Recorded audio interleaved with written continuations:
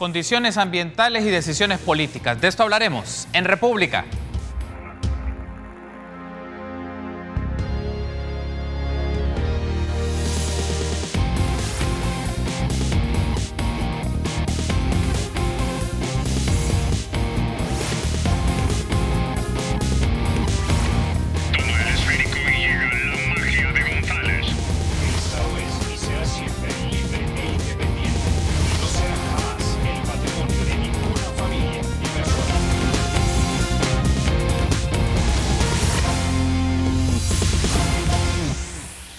Muy buenos días, qué gusto que nos acompañe en una nueva edición de República. Les saluda Carlos Monterrosa, es un agrado que nos acompañe en la edición de este jueves 24 de mayo del año 2018. Vamos a iniciar en esta primera entrevista hablando de temas ambientales. Hablaremos un poco del anteproyecto de ley de aguas, hablaremos de agrotóxicos, hablaremos de minería metálica, tenemos diferentes aspectos que abordar y es un gusto para mí saludar a Edgardo Mira del Centro de Investigación sobre Inversión y Comercio, Sandra Asensio de la Oficina de Justicia y Paz. Y también es un gusto para mí saludar a Luis González de la Mesa Frente a la Minería Metálica y de UNES. Buenos días, bienvenidos a República. Buenos días, muchas gracias. Gracias por la invitación. Gracias a ustedes por tomar la invitación y estar conmigo temprano en la mañana y poner a discusión de nuestra audiencia ahora temas de carácter ambiental. Me gustaría que iniciemos con esto para tener primero, para que nuestra audiencia conozca en términos generales la postura de sus organizaciones, particularmente sobre los temas principales que la legislatura 2018-2021 debe de abordar en temas medioambientales y debe de tomar decisiones. Empecemos, Edgardo, con usted. Bueno, primero, de nuevo, muchas gracias por invitarnos. Qué importante es precisamente tratar de incorporar en el debate público la situación ambiental en nuestro país. A propósito, el próximo 5 de junio vamos a celebrar el Día Mundial del Medio Ambiente y también es un momento propicio pues, para incorporar en el debate público el tema ambiental. Efectivamente, estamos en un momento en el que hay una situación ambiental que nosotros llamamos de crisis creciente por la situación del agua, la situación de los bosques, la situación de la tierra, un modelo productivo que utiliza a gran escala agrotóxicos, etc. Y parece ser de que no es uno de los temas sustantivos, digamos, en la agenda. Sabemos nosotros de que recién se ha instalado la nueva Asamblea Legislativa. Está previsto que ellos elaboren cuál va a ser su agenda de trabajo y en ese marco creo yo que es importante que le apuesten a resolver o atender, ¿verdad?, desde el punto de vista de la discusión y ojalá que eso se materialice en leyes, ¿verdad?, que efectivamente reconozcan la situación ambiental, pero que sobre todo construyan posibilidades de solución a dichos problemas. Y para nosotros, una de las deudas que tenemos precisamente es el tema de la Ley General de Agua, sí, ¿verdad?, que lamentablemente no pudo aprobarse en la legislatura pasada, pero que esperamos nosotros que sea retomada por la nueva legislatura y que efectivamente tome en cuenta los avances que han habido en el debate y puedan darle una pronta salida a una ley que el movimiento social y particularmente el movimiento ambiental ha venido trabajando, que incorpora pues enfoques fundamentales como por ejemplo el tema de la no privatización y la incorporación de la perspectiva del derecho humano al agua. Vamos a desarrollar un bloque específicamente para el anteproyecto de ley de agua, que es uno de los temas fundamentales para el debate, no solo de la Asamblea Legislativa, una serie de organizaciones e instancias que están promoviendo este tema, pero en términos un poco más amplios, Sandra, ¿cuáles considera usted que son los puntos o los temas principales que en la Asamblea Legislativa, en asuntos medioambientales, se deben de discutir? Ya Edgardo mencionaba, la comisión ya se ha configurado, ya se ha instalado y tiene que empezar un proceso de trabajo en los próximos 3 años. Algunos que provienen de la legislatura anterior, otros que seguramente aparecerán en el transcurso de los días. Gracias por la invitación, ¿verdad? Y mencionarles que nuestra oficina se llama Justicia, Paz e Integridad de la Creación. Vengo en representación de la Orden de los Frailes Menores. Y nosotros hemos acompañado parte de los procesos de incidencia del movimiento de la sociedad civil organizada dentro del movimiento ambientalista. Y es justamente porque nuestra visión como orden es velar y garantizar por la dignidad humana, garantizar la calidad de vida de las personas, y nos identificamos con esa parte espiritual dentro de la Iglesia y Francisco de Asís. Bien. Entonces nosotros creemos, ¿verdad? Consideramos de que cuidar la parte medioambiental de un país es generar una buena condición para todas las generaciones futuras, no solamente las actuales. Y dentro de la parte ya de la asamblea, pues vemos de que este tema pareciera que no es muy relevante, el tema medioambiental, porque hemos visto de que, si bien es cierto, a veces hay avances en este tema medioambiental en la legislación, pero generalmente van quedándose como rezagos. Lo que usted mencionaba, ¿verdad? Pudimos ver también de que hace un par de años también se solicitaba hacer una reforma constitucional para garantizar el derecho humano al agua y a la alimentación, pero sin embargo quedó detenido. Hemos visto que hubieron pequeños avances con la ley de agrotóxicos, pero también ha ido quedándose siempre en rezago. Entonces consideramos nosotros como franciscanos que son temas sumamente prioritarios para el país, no solamente la parte económica, la parte de seguridad y la parte de salud, sino también esto mismo, porque esto permite que las personas tengamos una mejor calidad de vida, en el sentido de que si se mejora la condición ambiental, podemos tener una mejor salud. Si se mejora la condición ambiental, vamos a poder tener o garantizar la protección de nuestros bienes naturales, y eso va a generar más productividad en la parte económica, en la parte agraria. Pero hemos visto que hay un deterioro ambiental. Ahora ya no, las cosechas ya no son iguales, porque también tenemos la afectación del cambio climático, pero no hay una atención suficiente para eso. Vemos que se pueden entregar paquetes de semilla en algún momento, ¿verdad? Pero siempre la condición ambiental no es la favorable para poder tener un buen desarrollo. Y un desarrollo en un país está no solamente por la cantidad de habitantes que tiene un lugar, sino también por la riqueza natural que éste puede tener. Luis, ahora retomando los insumos que nos ha brindado Edgardo y Sandra, la UNES ha estado frecuentemente en medios de comunicación emitiendo su postura sobre el trabajo que implica a nivel legislativo el campo ambiental, porque también hay que mencionarlo, la cobertura mediática a veces solo se centra en temas eminentemente institucionales, políticos, electorales, por la coyuntura en la que estamos, pero el tema medioambiental trastoca las raíces, o sea, nos lleva a la estructura de las condiciones del país. Entonces, desde la perspectiva de UNES, ¿cuáles son como los dos temas estratégicos que deben ser discutidos y abordados con intensidad en la Asamblea Legislativa? Bueno, gracias por la invitación, y creo que importante decir de que esta legislatura tal vez es la que, más bien la legislatura pasada es la que menos importancia le dio a los temas ambientales. Creo que el gran logro de la legislatura pasada fue la prohibición de la minería metálica, sí. Y ahí decirlo de que fue gracias a la presión de organizaciones, comunidades, instancias de cara a esto. Entonces deja muchos retos a la nueva legislatura, y efectivamente, de cara a la pregunta, ¿cuáles son como los dos principales retos? Sin duda es agua. Es algo que se ha venido arrastrando demasiado tiempo, y en eso me refiero a agua en general. Sin duda uno de estos es la Ley General de Agua, pero de la legislatura un tema ambiental es el agua.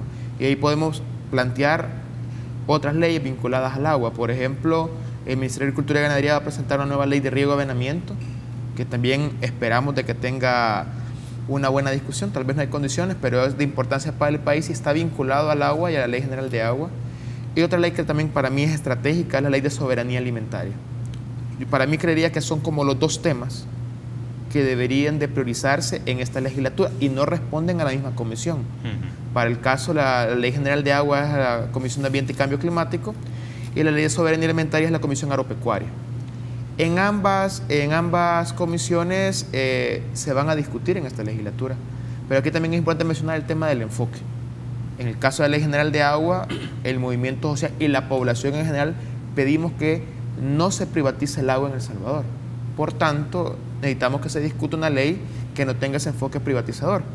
Y ahí, bueno, creo que es importante retomar la propuesta del Movimiento Social y Ambiental que se presentó en el 2006, se actualizó en el 2011, abanderada por el Foro del Agua, que tiene un enfoque, como bien lo mencionaba Edgardo, con participación ciudadana, derecho humano al agua, visión de cuenca, y rechazamos completamente la propuesta de ley integral del agua, presentada por varios partidos de derecha en junio del año pasado. Entonces, porque tiene un enfoque privatizador, o sea, plantea una autoridad del agua, bueno, con participación de gremiales empresariales. En ese sentido, soberanía alimentaria y agua son los dos temas que deberían abordarse como prioridad en esta legislatura. Perfecto, tengo que hacer una pausa, pero al regresar el siguiente bloque me gustaría que lo dediquemos eminentemente al tema agua, al anteproyecto de ley de agua, y si pueden coincidir o no desde su perspectiva el rol del sector privado con el sector social, o es un tema que eminentemente le compete al Estado. Regresamos.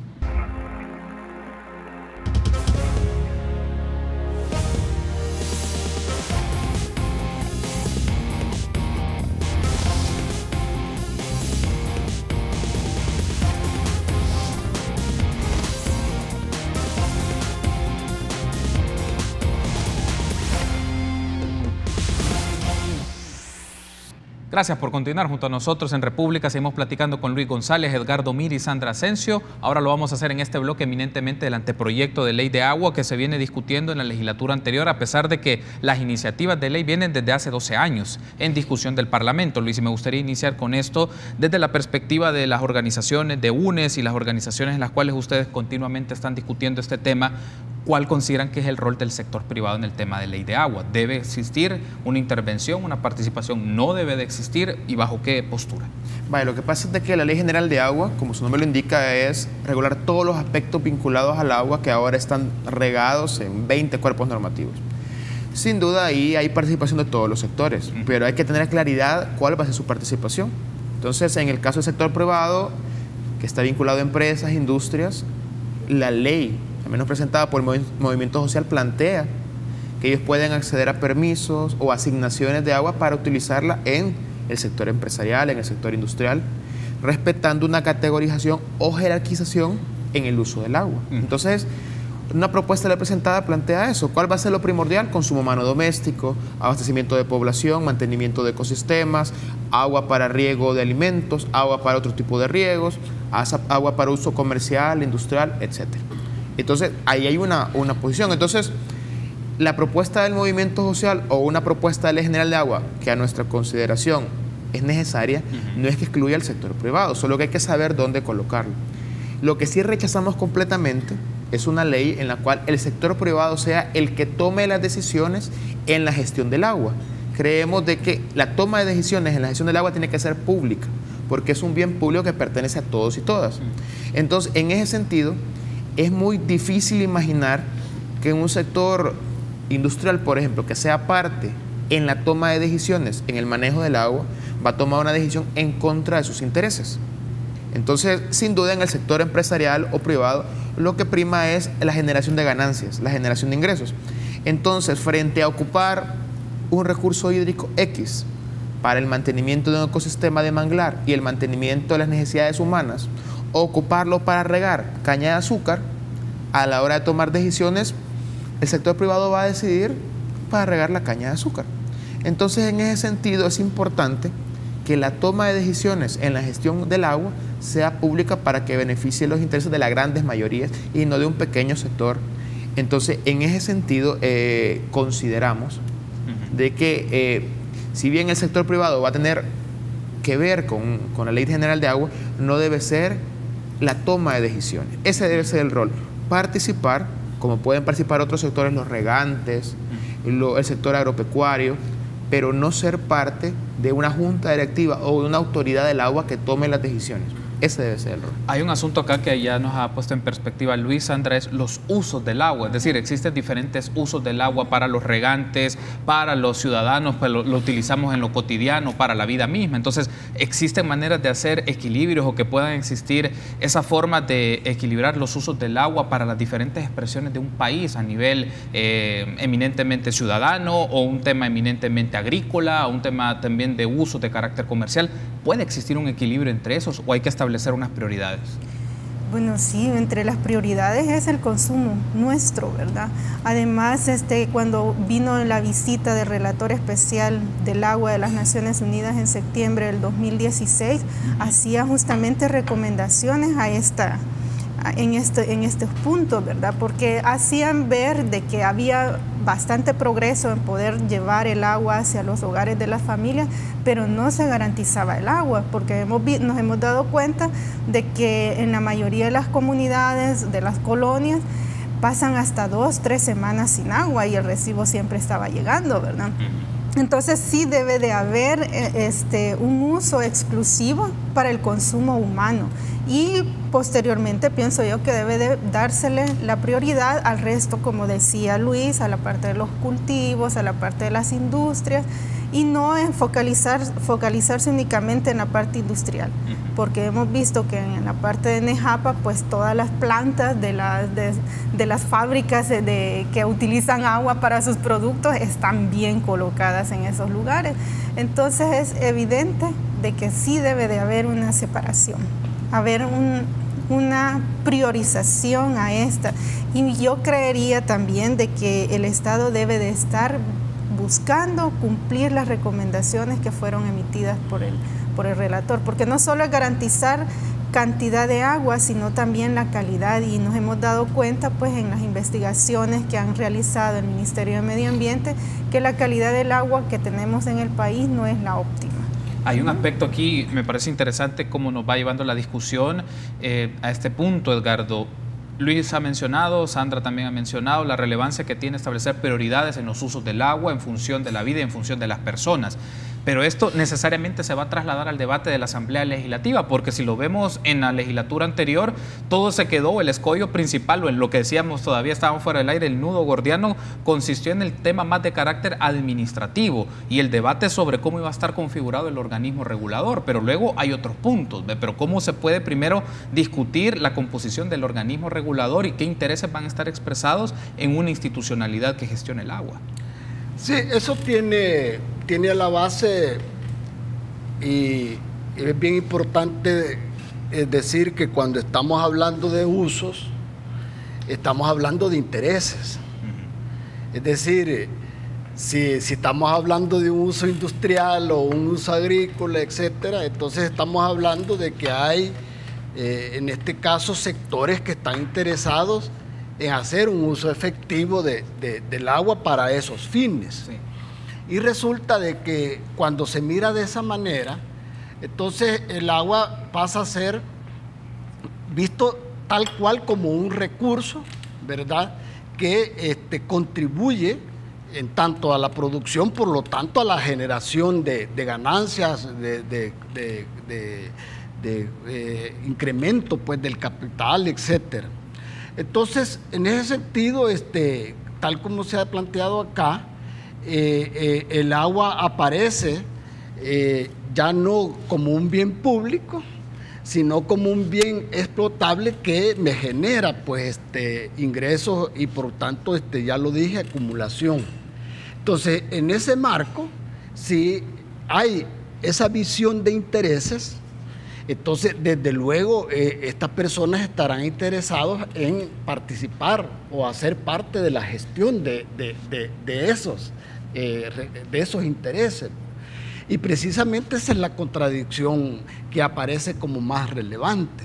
Es decir, es una visión que en el fondo es de privatización, es de hacerse de los recursos para incrementar sus ganancias, y por otro lado significa de que estos que están interesados van a ver el agua como un recurso al cual ellos tienen que apostarle para que esté siempre a su disponibilidad. Entonces ahí aparece una contradicción fundamental con el tema de los usos, porque ellos van a querer más agua para poder producir. Nosotros queremos más agua para garantizar la reproducción de nuestra vida. Y eso, desde luego, para eso es clave el tema de quién es el que va a ser, el que va a determinar el curso pues, del tema del agua. Entonces, es decir, voy a ponerlo de esta manera un poco gráfica. Nosotros podemos tener una buena ley, Pero sí, en la autoridad del agua lo que prevalece es una perspectiva de gestión privatizadora del agua, entonces los demás artículos van a carecer de posibilidades reales, porque como decía Luis, no van a ejercer una autoridad en contra de sus intereses. Entonces, en ese sentido, unos contenidos que priorice los usos del agua en función de la vida, que garantice la participación de las comunidades en la gestión del agua, ¿verdad? Que se abran las posibilidades de tomar decisiones, etcétera, respecto a cómo queremos que se gestione el agua, debe ser compatible entonces con una visión pública de la gestión. Entonces, por eso es que para nosotros este tema es como relevante, pues, ¿verdad? Que pueda dirimirse en el debate, pero obviamente, ¿verdad? Y aquí es donde nosotros planteamos de que en el seno de la Asamblea Legislativa y particularmente la Comisión de Medio Ambiente y Cambio Climático debe de privilegiarse una visión distinta de la manera privada en la que se quiere gestionar el agua. O sea, es un cambio pues sustantivo el que estamos planteando en el tema de la gestión del agua. Hay un aspecto que quiero también dejar la pregunta, tener la intervención de Luis en este momento de este bloque, luego lo ampliamos en el siguiente tras la pausa, pero me pregunto además de la composición del organismo regulador, que es uno de los puntos principales en donde están las contradicciones son expresas, según lo menciona Edgardo, pero también me pregunto, ¿qué otras garantías o mecanismos debe ofrecer una ley del agua para que la administración del recurso hídrico no esté expuesto a manejos discrecionales o a manejos corruptos? Es decir,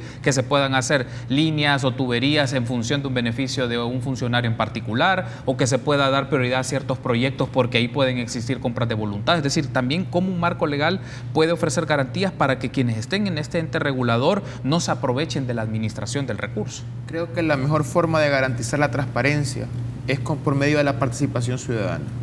Y la propuesta de Ley General de Agua presentada en el 2006 y actualizada en el 2011 contenía una figura o un mecanismo o una estructura de cara a la participación ciudadana. Y ahí se conformaba una estructura que se le llamaba Comité de Microcuenca, Subcuenca y Cuenca, como una estructura o un entramado territorial en el cual todas las instancias, juntas de agua, cooperativas agrícolas, cooperativas de producción que tuvieran de alguna manera vinculación al agua pudieran participar y que pudieran dar información o vincularse a este ente o ser parte de este ente de toma de decisiones e incluso formar parte de él.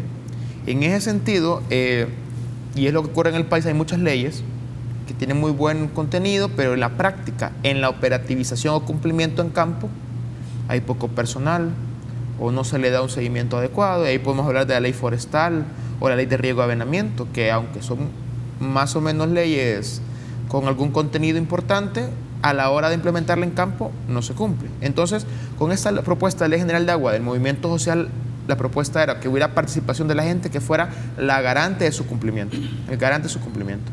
Entonces, esta propuesta de ley integral, la que planteamos que tiene un fuerte contenido privatizador, cercena esta parte de participación ciudadana, dejándola a su mínima expresión, y por lo tanto centraliza todas las tomas de decisiones en esta junta directiva que va a ser conformada por entes privados.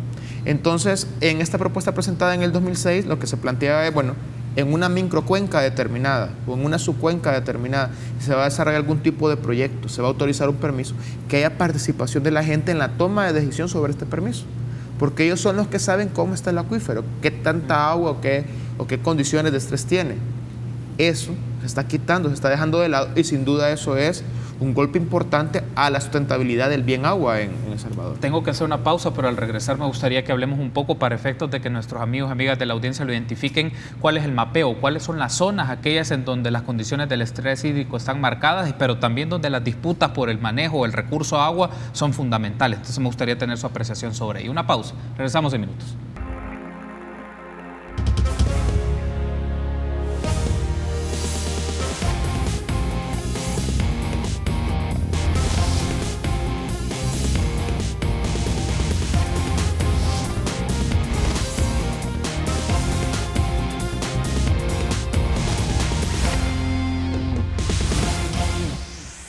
Gracias por continuar junto a nosotros en República. Seguimos discutiendo el tema medioambiental, Sandra, y habíamos dejado pendiente del bloque anteriores garantías o mecanismos para que en la administración del recurso hídrico no se exponga a manejos discrecionales, a manejos corruptos. Y Luis mencionaba la transparencia fundamental y la participación ciudadana. ¿Qué otros elementos podemos considerar para que esto sea un garante? Bueno, pienso, es muy fundamental. Creo que esa parte de la participación ciudadana es, como decir, es sumamente relevante. No hay otro elemento que no sea indispensable en esta receta si lo queremos ver de esta forma, ¿verdad?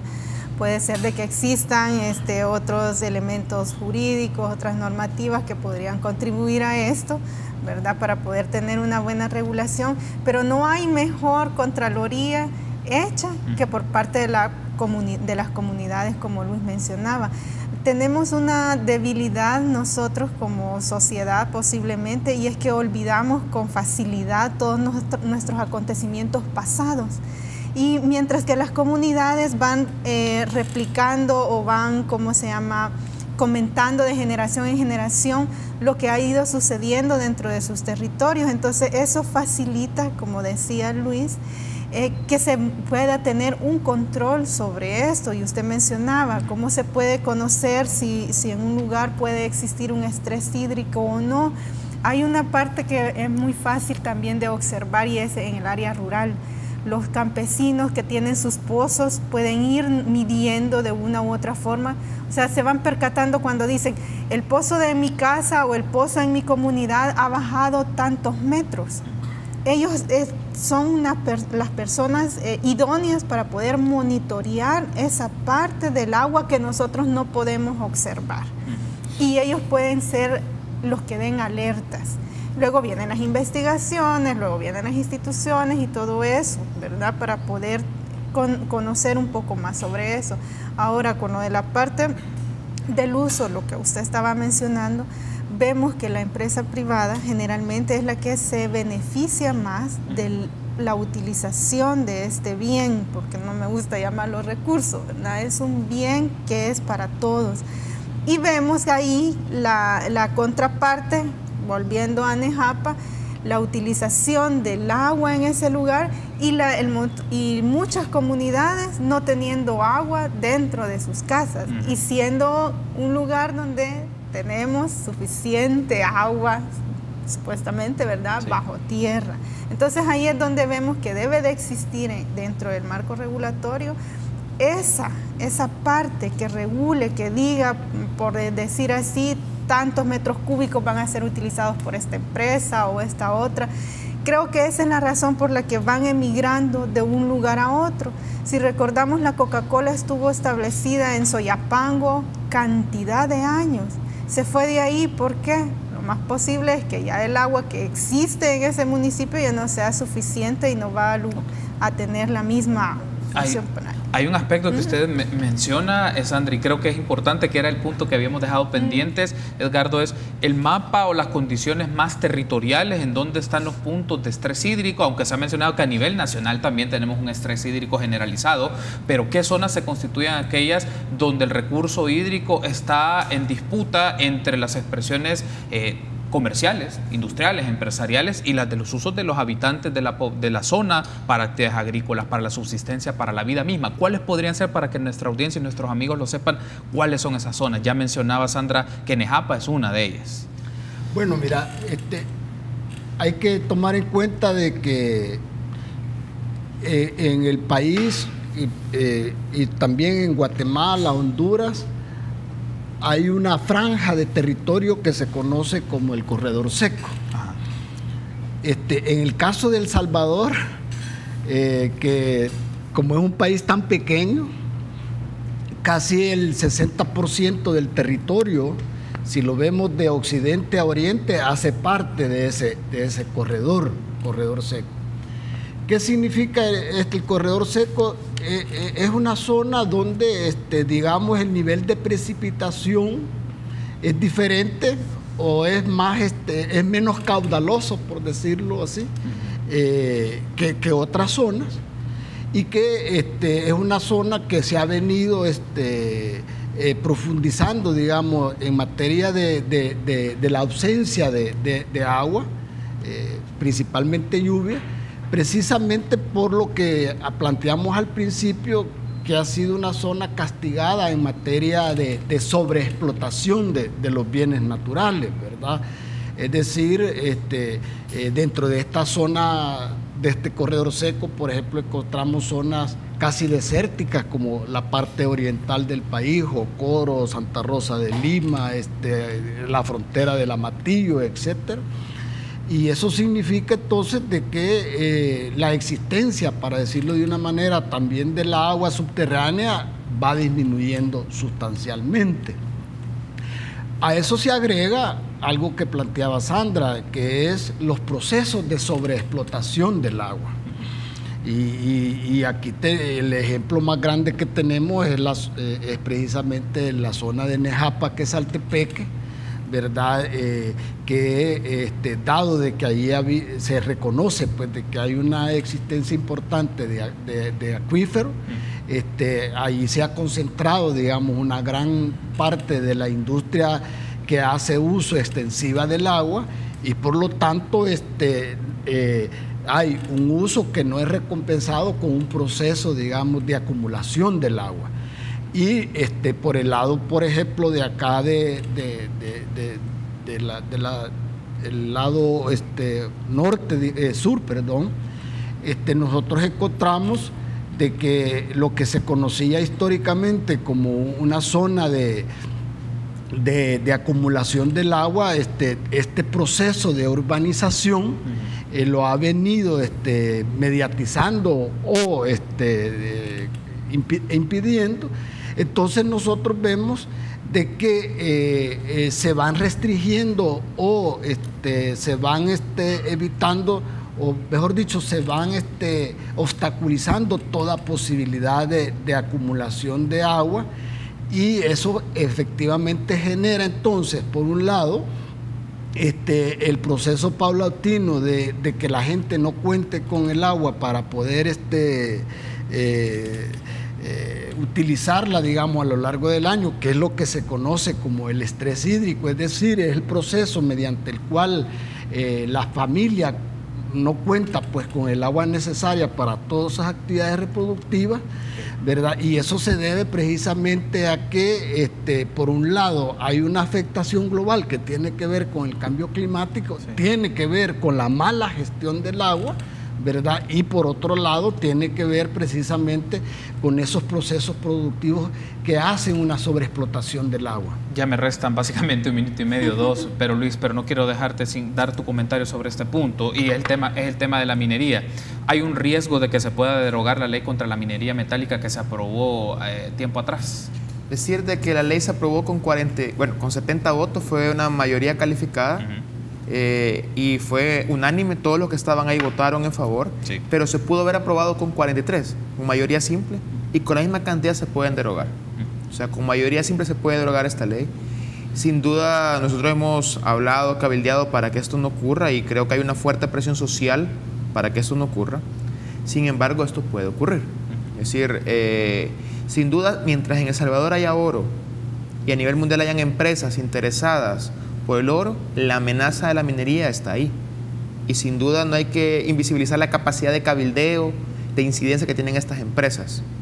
Y que también a nivel nacional hay empresarios, hay precandidatos presidenciales que están vinculados o tienen interés en la minería metálica. Entonces, yo creo que el llamado es a la población a estar vigilantes, a defender este logro histórico que es prohibir la minería metálica en El Salvador, que es el único país en el mundo que la ha prohibido completamente, y que de cara a eso, en pro de defensa de esta ley, defendamos el ambiente y la sustentabilidad del mismo en El Salvador. Quiero darle las gracias por haberme acompañado, Luis, Edgardo, Sandra. Ha sido un gusto que me hayan acompañado esta mañana, y nos seguiremos encontrando para discutir el tema medioambiental. Muy agradecido. Gracias, Carlos. Muchas gracias. Gracias, muy amables. Permítanos una pausa, continuamos con más entrevistas.